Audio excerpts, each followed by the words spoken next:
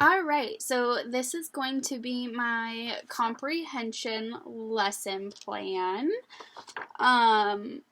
So before I begin, I just want to explain that this lesson is kind of broken into like 2 days because it's so long. It would be like an in-depth lesson where I would teach the material, we would read the text, I would have them fill out a Socratic seminar worksheet like prior to their seminar, and then the next day with them actually participating in the seminar.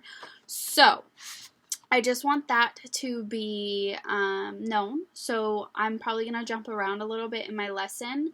I'm not just going to read it all or do it all because it would take way too long, and so in order to keep it at that 15 minutes, I'm just going to jump around a little bit. Okay, everyone, I would like you to get situated. Go sit at your desks. We are going to continue our discussion and our lesson on the Underground Railroad and how its contribution saved a lot of slaves' lives and helped them gain freedom. Before we begin today, I kind of want you guys to imagine that you're going on a trip.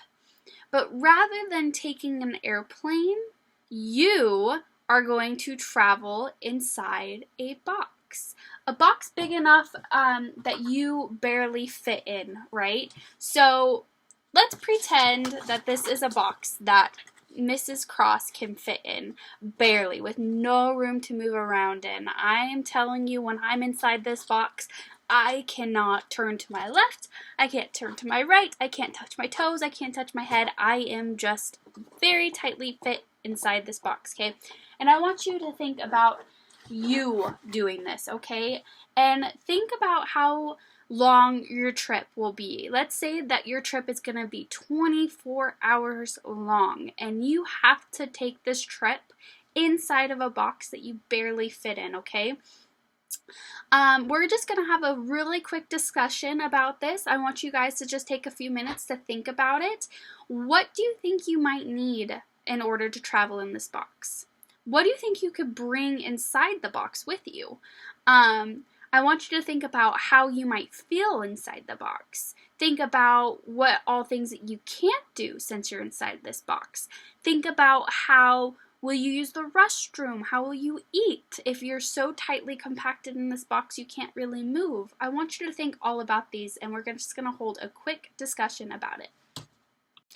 Alright, you guys, I really enjoyed our discussion about being trapped in that box, and you guys shared so many interesting ideas, what you would bring with you, how you might feel inside of it. It just really puts us into a perspective that we thought that we may have never thought that we could ever be in. And this relates to our text today. We are going to be reading a book, a nonfiction novel about a man named Henry Box Brown. He is a man who utilized the Underground Railroad. He gained his freedom by shipping himself in a box. So a box that he barely fit into, he went into it, he shipped himself across America in it. His journey was about 24 hours, and it helped him escape the tribulations of slavery. So now that you know how that someone in real life, because this is a book, a nonfiction book based on true events, on a real person named Henry who did this, how do you feel knowing that someone put themselves in a box that they could barely fit into? How does that make you feel? Alright, I'm glad that we had that discussion so we can kind of get in the mindset of how Henry may have felt. Before we start reading our text, who can tell me what the Underground Railroad is? Yeah, the Underground Railroad was a resistance towards slavery. This took place during the end of the Civil War era time when many slaves escaped through routes, through certain places. Sometimes it was a home, sometimes it was a store. and through people. So the name Underground Railroad isn't literal. It's not some railroad that trains go on that transport people back and forth or goods back and forth. This was a metaphor. So who can explain to me what a metaphor is? Yeah, it's a phrase that describes something as something it is not, right? So since there aren't really any actual underground railroads that were used during this time, the term Underground Railroad isn't true, but a metaphor for the routes, people, and places that saved so many slaves' lives from enslavement. All right, so we are going to begin our reading today. It is based on true events about a true person named Henry Box Brown and how he escaped. This is a short text, but I want you to be paying attention, and as I'm reading and before we read, we're going to fill out notes on our KWL, okay? So before I begin, on your KWL, it should look like this. Let me pull it up for you. I handed that to you when we first got here. It should look like this right here. I want you to fill out, what do you already know about the Underground Railroad? What do you already know about Henry? What do you already know about this topic that we are going to be discussing? Okay, so I'm going to give you 5 minutes to fill that out really quick. So go ahead, and the time starts now. All right, so when the students finish filling out their KWL note catcher and they fill out that first column for what they already know, we would generally go over some vocabulary words that are within the text that they aren't gonna really know, or they may need a little bit more context on. And so I'm just gonna quickly just tell you what those vocabulary words are. So it will be Underground Railroad, master, beckoned, tobacco leaf, mistress, warehouse, vitriol, and steamboat. So all of these kind of play a part in the context of the novel, and they kind of need to know the meaning of these words to really understand what's happening in the text. I'm also going to skip reading the text. I do have it, but just for time purposes and the fact that this is kind of like a 2-day lesson, I'm just going to skip over that part. All right, everyone, as I read the text, I want you to be paying close attention because I want you to think about what the text is telling you, why it's telling you, and think about how this information is important to what you are learning, or how it's important to you as a person in general, just as you as an individual, okay? I also want you to think about how this relates to the Civil War, why this was happening during this time that we're learning about, and how does this relate to the Underground Railroad, right? How does Henry's story relate to it, right? And I want you to think about these questions as I read the text. So please keep your hands on top of your desk, away from your pencils, away from your KWL worksheet, your note catcher. And I really want to have your listening ears, okay? So I'm just going to begin reading Henry's Freedom Box now. All right, you guys, you listened to the story so well. Now we're going to move on. I want you to pull out your KWL note catcher again and a pencil. And when I tell you to, I want you to fill out the 2L sections of your KWL, okay? I want you to answer what you learned from this text. What is something new that you learned from the text? Did you learn something new about Henry, or maybe about slavery? Did you learn something new about the Underground Railroad? Did you learn a new vocabulary word? Anyways, what are any of those questions that were answered? What did you learn, right? You will have about 8 minutes to fill out these sections, so please do so quietly and efficiently. All right, and while my students are filling that out, I will be handing out the Socratic Seminar questionnaire, which it looks like right here. And it just asks questions for the students, which I'll go over. Okay, so I'm just going to pause the video here. So for this lesson, students will participate in a Socratic seminar. So what I've done is I've created out a questionnaire that they will fill out the day before they have their Socratic seminar. So some of these questions are, they talk just kind of about the text.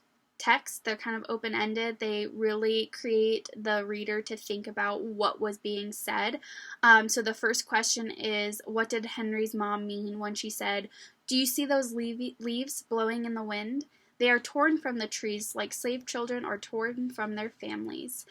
And the students are asked to think about, why do you think she would tell Henry this?